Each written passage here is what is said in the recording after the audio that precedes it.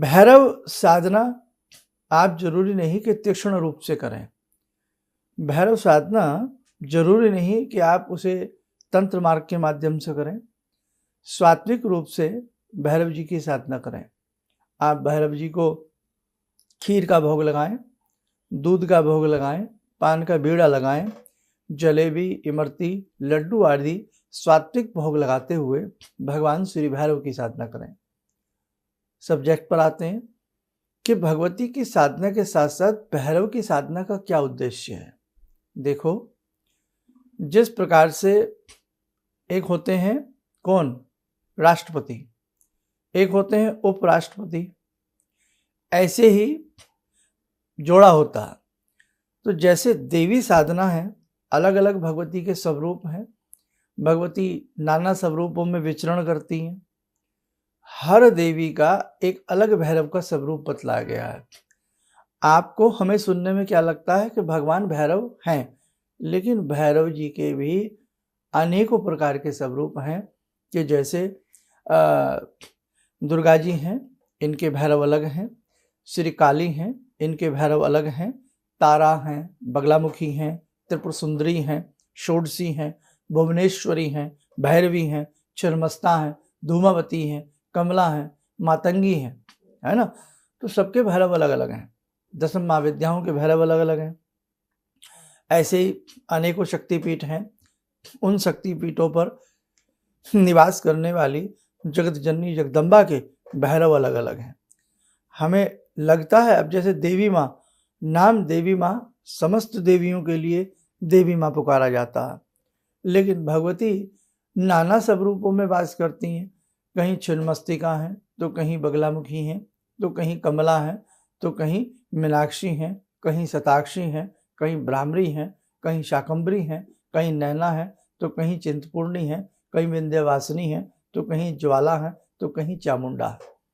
नाना रूपों में जगत जननी अपना वास बनाए हुए हैं।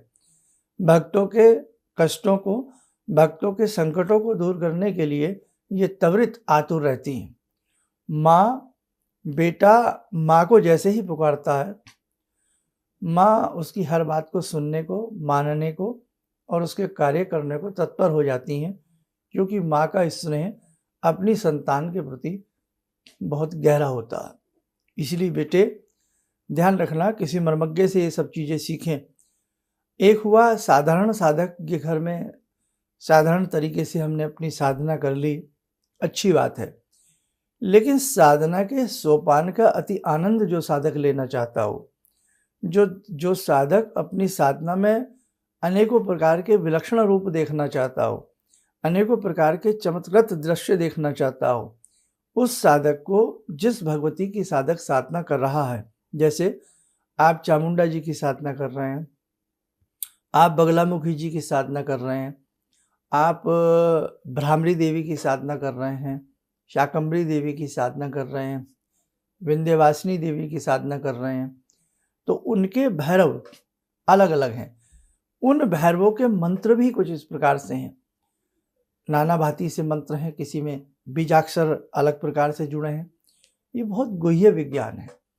भारत की मंत्र विद्या बहुत गोपनीय रही है और भारत की मंत्र विद्या बहुत ही विलक्षण है।